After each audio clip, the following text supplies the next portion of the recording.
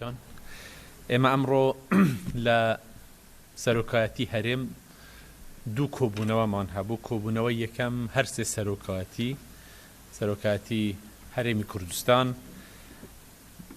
سەرۆکایەتی پەرلەمان و سەرۆکایەتی حکوومەت، کۆبوونەوەیەکی هاوبەشمان هەبوو لەسەر ئەم پێشهاتانەی کە ئەمڕۆ لە عێراق هەیە و دوای ئەوەش دوای ئەو کۆبوونەوەیەکمان هەبوو لەگەڵ لایەنە سیاسیەکانی کوردستانی کە هەموو لایەکیان بە سوپاسەوە داوەتی سەرۆکایەتی هەرێمیان قبول کرد و تەشریفیان هێنا و کۆبوونەوەیە بە شێوەیەکی گشتی تیشکمان خستە سەر ئەم بارودۆخەی کە ئەمڕۆ لە عێراقدا هەیە. بە شێوەیەکی گشتی هەرێمی کوردستان نیگەرانە لە پەرەسەندنی ئاڵۆزی بۆ عێراق و بۆ عێراق بە هەموو پێکهاتەکانیەوە و جەختمان لەسەر ئەوە کردوتەوە کە پێویستە هەموو لایەک هەوڵی جددی بدەن بۆ هێورکردنەوەی وەزعەکە لە هەموو ڕۆیەکەوە.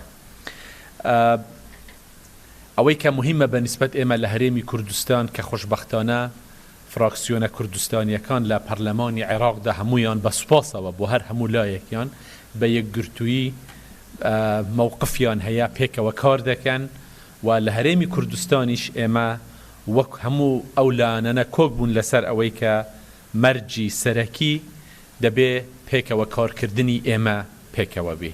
ئێمە دژی ئەوەین و هەوڵی جددیش دەدەین کە هەرێمی کوردستان و عێراق بە شێوەیەکی گشتیش نەبێتە ساحەی یەکلاکردنەوەی ململانەی کە ئێستا هەیە. لەگەڵ خۆم وەکو سەرۆکی هەرێم و هەروەها سەرۆکی حکوومەتیش هەردووکمان لەسەر خەتین لەگەڵ هەموو ئەو لایەنەی کە پەیوەنددارن بەو مەسەلەوەیە لە دەرەوە لە ناوەوە و جهودی ئێمە بە شێوەیەکی گشتی هەم حکوومەت، سەرۆکایەتی هەرێم، پەرلەمان، هەموو لایەکمان ئەوەیە کە ئێمە بتوانین ئارامی و سەقامگیری هەرێمی کوردستان بپارێزین و بە تەکیدیش لەسەر ئەوە بەردەوام دەبین.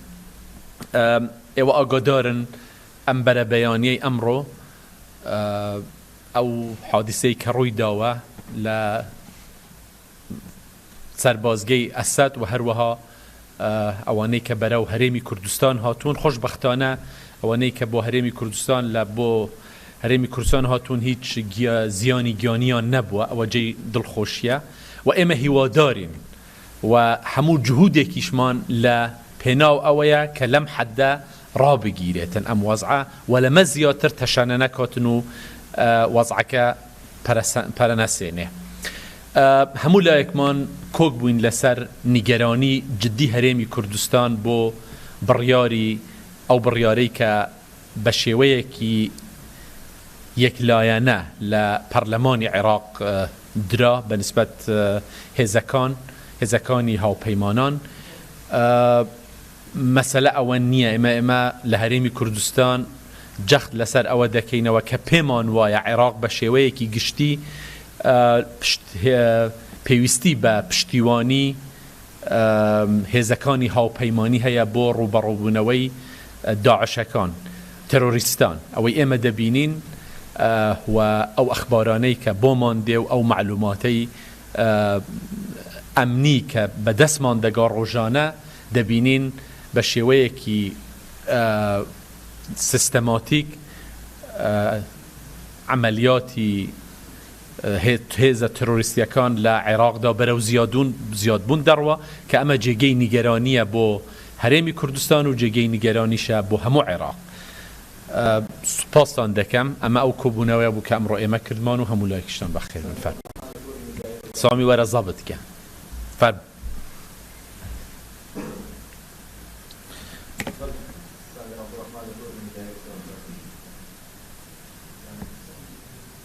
فەرمو دەنگت دەگۆ کاکە.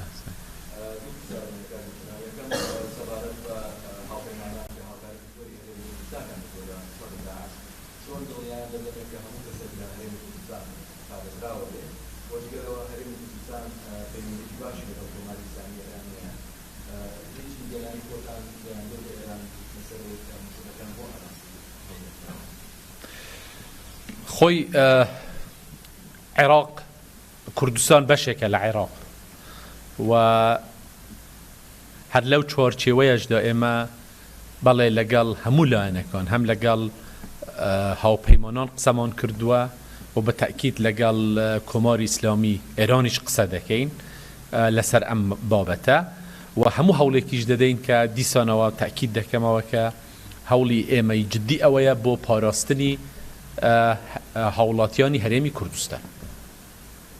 جەنابی سەرۆکی هەرێمی کوردستان، من ئاراس ئەحمەد لە کوردستان 24 پرسیاری یەکەم ئایا لەو یەک دوو ڕۆژەی داریدا هیچ هۆشداریەکی پێشوەختە هەم لە لایەنی ئێرانی هەم لە لایەنی ئەمریکی حتا لایەنی عێراقیش بۆ ئێوە وەکو لایەنی ڕەسمی هەرێمی کوردستان هاتووە؟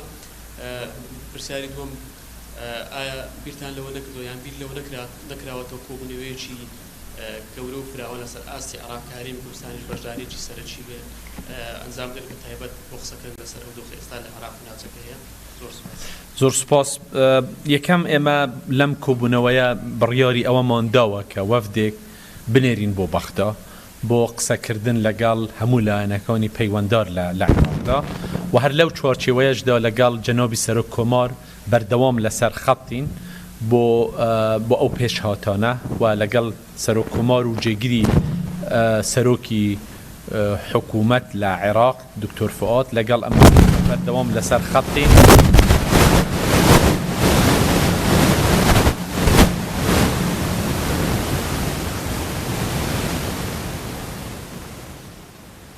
ئێمە لەگەڵ ئەمانە لە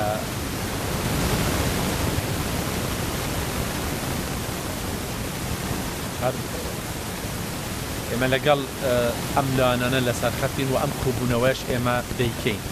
هوشداری بە شێوەیەکی هوشداری نەخێت، ئێمە هیچ هوشداری ڕەسمیمان وەرنەگرتووە لەوەی کە بە ئێمە بڵێن لەم کاتەدا لەم وەزعەدا ئەم موشەکەکان دێ. ئێمە هوشداریوامان لە هیچ لایەک بە شێوەیەکی ڕەسمی وەرنەگرتووە. خۆی بەنسبەت پرسیاری یەکەم طبعاً هەرێمی کوردستان بە هیچ شێوەیەک بەشێک نییە لەم سێڕاعی کە ئێستا هەیە و ئێمە نامانەوێ ئەسڵەن عێراق هەر هەمووی وەکو عێراق بەشێک بێ لەم سێڕاعی کە ئەمڕۆ لە مەنتیقە هەیە و بە تایبەتی ئەو بەشێک بێ لەو ئاڵۆزیەی کە ئەمڕۆ لە بینی ئەمریکا و لە بینی ئێراندا هەیە. ئێمە نامانەوێ عێراق بەشێک لەم ئاڵۆزیە. ئەوەی تر ئایا ئێمە بەنسبەت پرسیاری دووهەمت ئێمە هەتا ئێستا بەڕەسمی بە هیچ شێوەیەک لە هیچ لایەک ئەوەمان وەرنەگرتووە کە سەربازەکان ئەگەر لە شوێنەکانی تری عێراق نەماندێن بۆ هەولێر و بەنسبەت ئێمە هەرێمی کوردستان بەشێکە لە عێراق و ئێمە بەشێکین لە سیادە و لە حکوومەتی عێراق.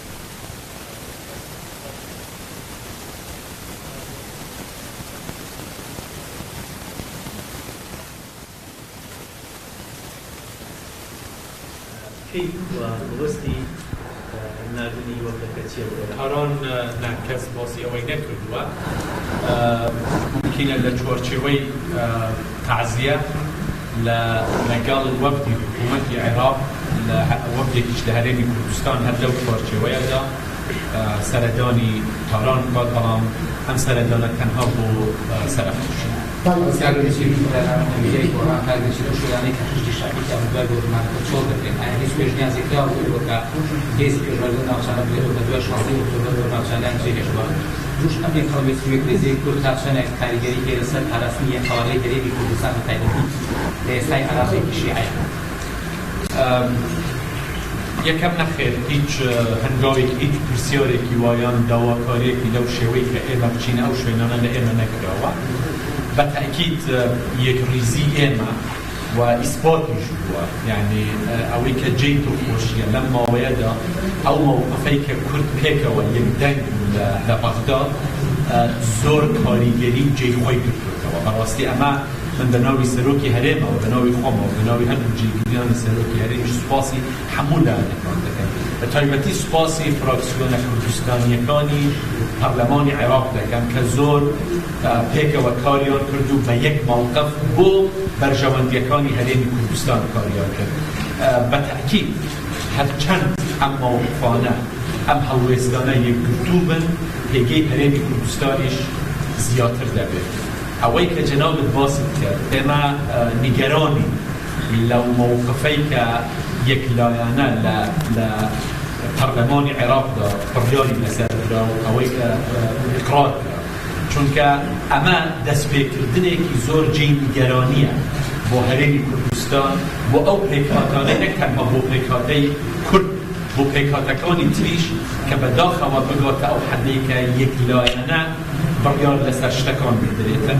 ئەو عێراقی ئێمە پێکەوە بنیانمانەوە عێراقێکە کە لەسەر مەبدەئی شەڕاکەت، لەسەر مەبدەئی تەوافق، لەسەر مەبدەئی یەکتر قبولکردن و بە دەستور دەبێت ڕێوەچێتن، نەک لایەنێک بە تەنها بڕیار لە ئایندەیەکی وا بداتن کە تەئسیرێکی یەکجار زۆری دەبێت. ئێمە لە تێدەگەین لە مەواقفی عاطفی تێدەگەین، دەزانین وەزعەکە چۆنە، بەڵام ئێمە هیواداری عقل حاکم بێتن لەسەر ئەو بڕیارانە، چونکە بڕیاری یەکلایەنە لە هەر لایەکەوە بێت بە تەکید تەئسیر لە هەموو پێکهاتەکانی تر دەکەوت و بە لە نەتیجەشدا تەئسیر لە هەموو عێراق. بەڕێستە ژێرەوەیەش قادرم لە عێراقیەوە شارەکەی لەسەرەوەیە لە ئێستادا جمهوری هێزەکانی هەڵپەیمانان لە عێراق بۆ هێنی دفاعی ئەمانی باز دەست بە شامل دەکەن و مەشقەکانی شاڕاگەاندووە. لەگەڵەوەدا کۆمەڵە کۆمپانیای ئەمریکی دیاریکردنی کوردستان داهێنانی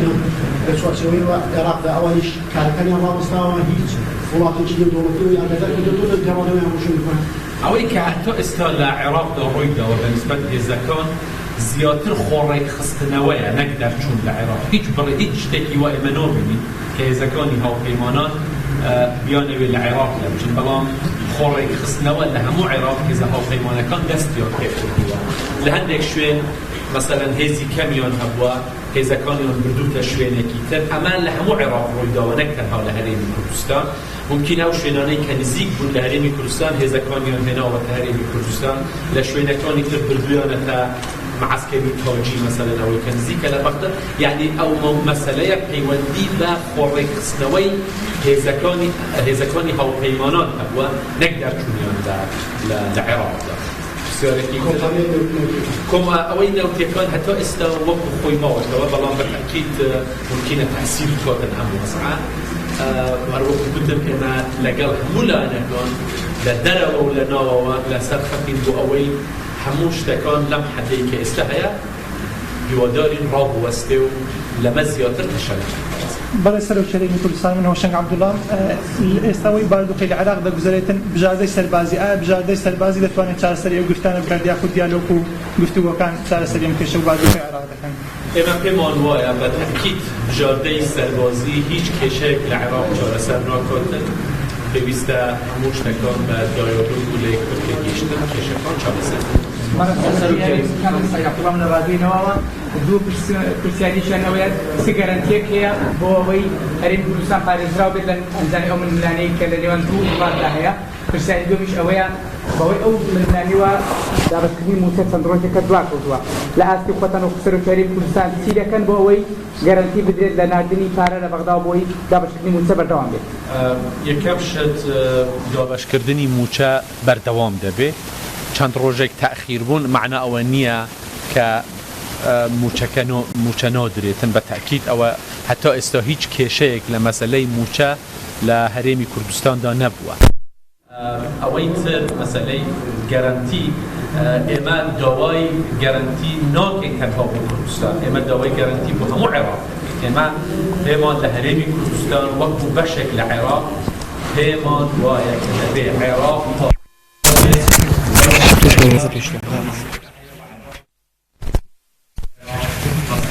والله دا بەشێوەی